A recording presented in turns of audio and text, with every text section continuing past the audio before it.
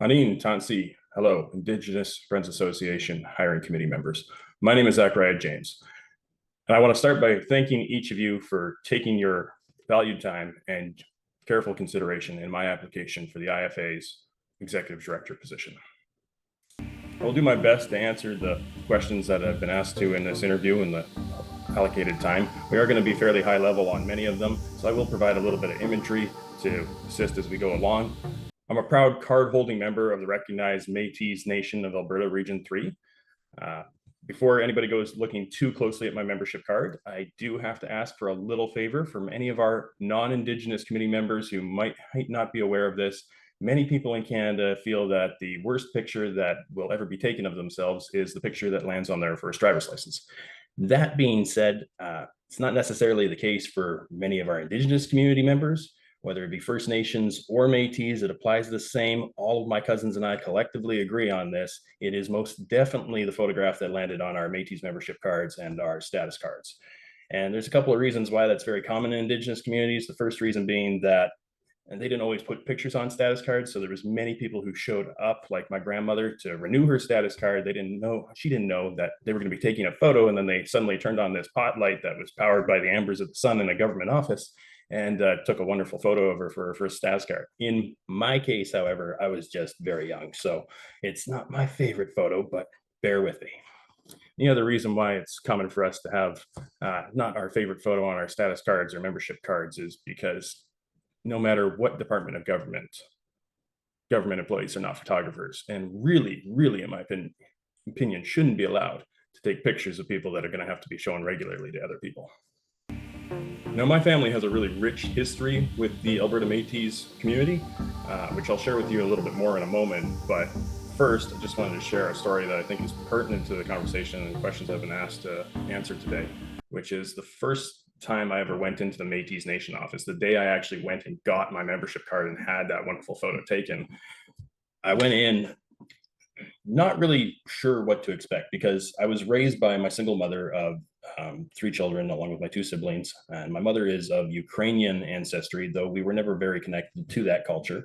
I did see my father's side of the family occasionally, but it was on average about once a year. So I wasn't strongly connected to my Indigenous ancestry, to say the least. When I really began my connection to my community is when I went into that Métis Nation office. And I walked in and just said to the receptionist, I'm here to sign up for a membership. I'm not really too sure what the nation does, but I'd like to learn more and see if there's a way that I can be involved. And she said, okay, great. Let me see if somebody has some time to chat with you about signing up for a membership. I said, okay, great. Wait a moment. And then suddenly a woman comes out of the back, and it's the president of the nation. Her name is Marlene Lance, who served as president of the Métis Nation Region 3 for a little over 20 years. And she comes out and says, oh, you're here to sign up for a membership, are you?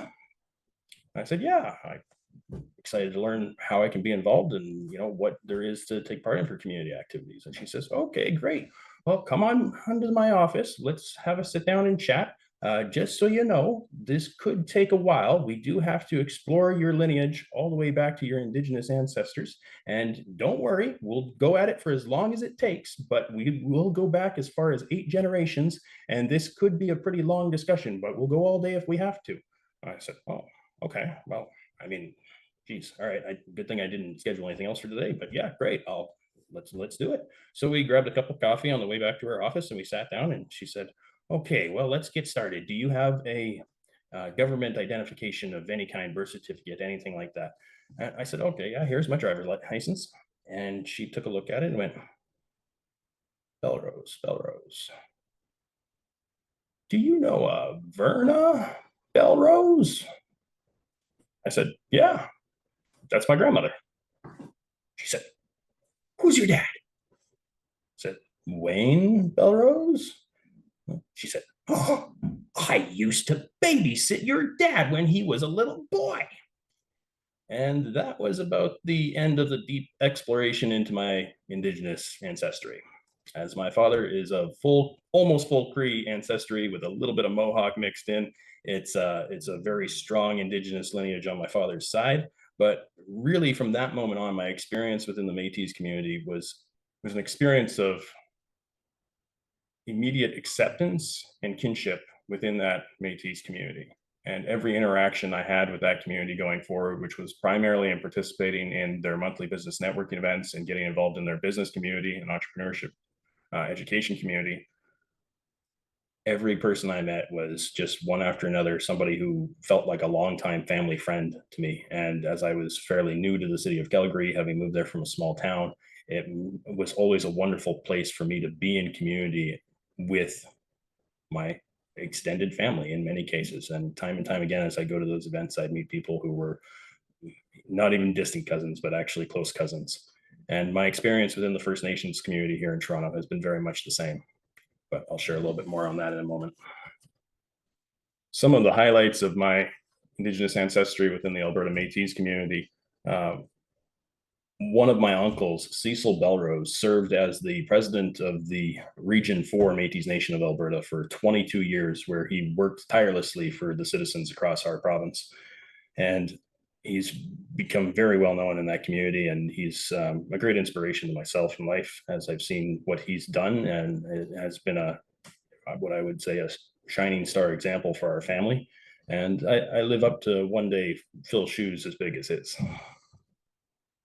My cookum, Verna Shaw / Belrose, pictured there with me. This was the last picture that I had with her while she was in good health. It's about a decade old, but my grandma was a great inspiration to me when I was a young boy. Again, I didn't see her very often, but I'll never forget that once a year we'd go to visit my grandma on at the annual powwow at Lac St. Anne, where she had a tent every single year for just about 30 years. She was one of the community members who helped get that powwow or community event going. And every year she had the biggest tent at that event. Every single year had the biggest event. And she was one of the very few vendors at that event who didn't actually make anything as an art. She brought art from her friends and family who made art and would sell it for them. And I'll never forget going to help my grandma once a year. Sometimes it was only for a day, but there was a couple of years where I actually got to spend an entire week with her. And she really gave me some of my very first entrepreneurial lessons, just things around customer service, the importance of smiling and being friendly with people as they come into the tent, and standing to share stories. And basically she was like, be cute, and we're going to sell a lot more at this tent. But she was always an incredible inspiration to me. What presentation doesn't need a little shout out to Cookum? Because any great presentation, you should shout out your Cookum. But my Cookum also has a very strong history within our Indigenous community in Alberta. She was one of the founding community members behind the Poundmakers Lodge. And if you're not familiar with the Poundmakers Lodge is very well known for being Canada's first addictions treatment center specifically for Indigenous clients, and it's been in operation for more than 40 years. And Poundmakers has served as a program example for Indigenous addiction treatment centers across the country.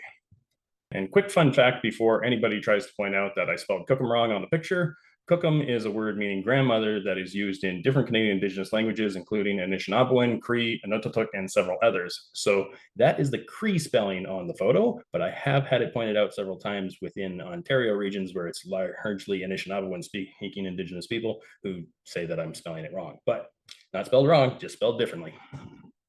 To share my reflections on citizenship and kinship based on the specific criteria provided to me, I reflected on the story of when I first came to Toronto and first got connected with the Native Canadian Centre of Toronto. When I moved to Toronto in 2017, I moved out here with grand ambitions. I was following my then girlfriend, who is now my wife, who was moving out here for the job opportunity of a lifetime. And I thought, Toronto has a booming economy. Things are going to be awesome there. I'll have no problem expanding my business out there. This is going to be a great opportunity for both of us. I was young and in love and full of piss and vinegar, as they say. And when we moved to Toronto, I thought everything was going to be easy, but I quickly found out that when you move from being a small fish in an Alberta spring-fed backyard pond to being a microscopic speck in the Great Lakes of Ontario, and absolutely nobody, it can be a little bit tougher than people expect to make it in the big city. Luckily, I went for lunch through a networking connection with somebody who's still a good friend of mine at the Native Canadian Centre of Toronto, who has worked there for many years. And through conversation at lunch, it came up that I was of Indigenous ancestry, and she said, "Oh, I work at the Native Canadian Center of Toronto, and by the sounds of what you've been doing running your own company for the past 5 years in Calgary, there might actually be a good opportunity for you at our center. You should come down and meet some of our program managers, and there might even be a job opportunity there for you."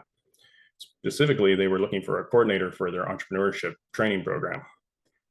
So I did. I went down and met the program manager and met some of the other people who worked at the center and had a look at the job posting. And sure enough, it was, as I like to say, a near exact word match to my resume. It had everything except my name on it. And I had an interview, and very quickly the program manager agreed I was a perfect fit for the role. And I've been with the NCCT ever since. But right away, as soon as I started working at the center, within just a couple of days, as I was going around meeting all the other program managers and people who worked at the center, I met somebody who worked in the gift shop and had for a little over 16 years. And first thing she asked me was, "Where are you from?" As I get that question quite a lot. And she said, and I told her I'm from Alberta, and told her my family is the Belrose family, mostly from the Gruard Edmonton area. And she went, "Belroses? I'm related to Belroses." And as it turns out, we were distant second cousins. But as I have a fairly large family out west, as there are many members of the family I've never met, she had lived most of her life in British Columbia, but then moved to Toronto, where she worked at the Native Canadian Center for that up to 16 years. But immediately finding that connection to family within the community provided, once again, that ongoing space for me to find my community and my sense of being in this giant ocean that is Toronto, and find a home for myself. And that's exactly what my experience has been working in the Indigenous community of Toronto ever since.